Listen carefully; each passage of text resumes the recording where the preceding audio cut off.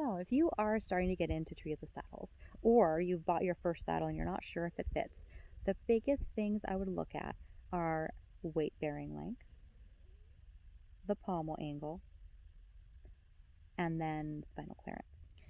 So I consider from the front of the pommel all the way to the back of the cantle the primary weight bearing surface. So if you're wondering what the weight bearing length is of the treeless saddle that you're looking at, you're going to want to measure from the front of the pommel to the back of the cantle unless it has defined panels. If it has defined spinal clearance and panels, then that's a different story. You're going to need to measure the panels themselves. So the very front edge of the panel to the back edge of the panel on where it meets the horse's back.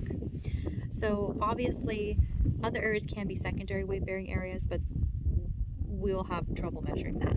So the main areas to be concerned about are the actual panel length that rests on the horse's back, or the front of the pommel to the very back of the cantle where the cantle meets the skirt of the saddle.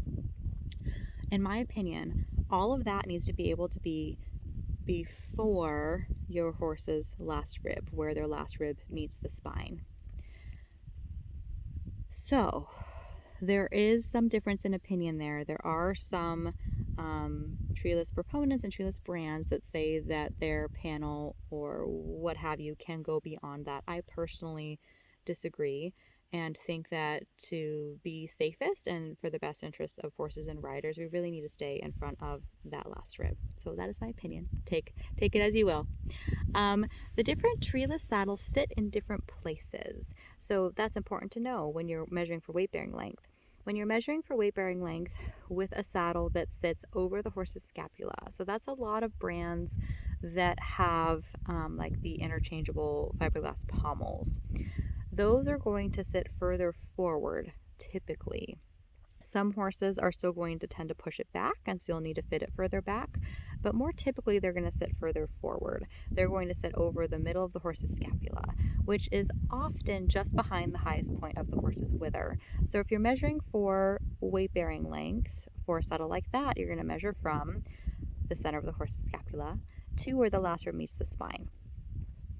If you are working with a saddle that has clearly defined panels, that has clearly defined spinal clearance, it is likely going to sit behind the scapula, more like a treed saddle. They'll often sit a little bit closer to the scapula than a treed saddle would, but it's a similar idea. You're going to want to be at least a couple finger lengths behind the scapula, measure from there to where the last rib meets the spine.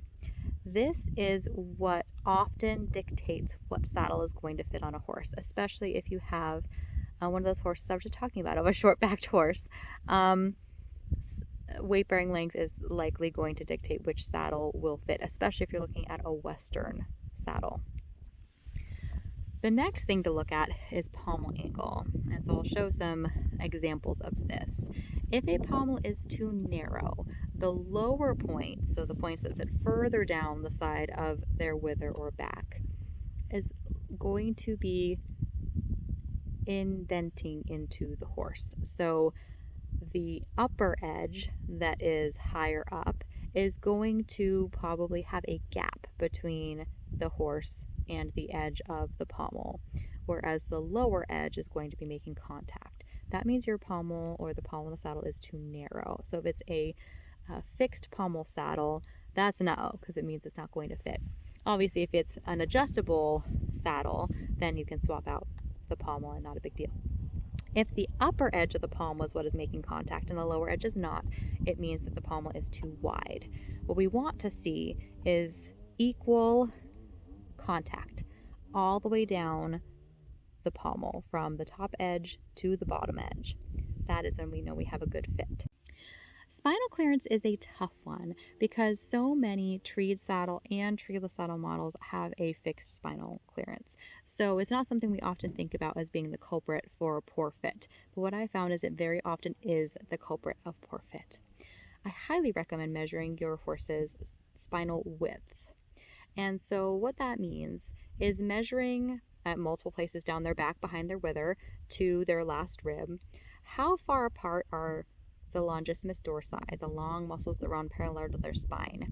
How wide is it going over the horse's spine between where you can firmly feel thick muscle on either side. You may be surprised. A lot of saddles only have a 2.5 to 3 inch spinal channel, and most horses that you measure are at least 3 inches, but many are wider, like 4 inches. So, when a spinal channel is too narrow, it can cause pinching, discomfort. It can also cause a lot of saddle instability because the edges of the panels are resting too close to the spine rather than on the thick portion of muscle on either side of the spine. And this can cause saddles to slide more and also just feel kind of wiggly side to side. So spinal channel is something that is often overlooked, but especially as we're breeding horses do have more and more robust backs and rib cages, the more important I think it is to be measuring that and know if a spinal channel is really too narrow for your horse.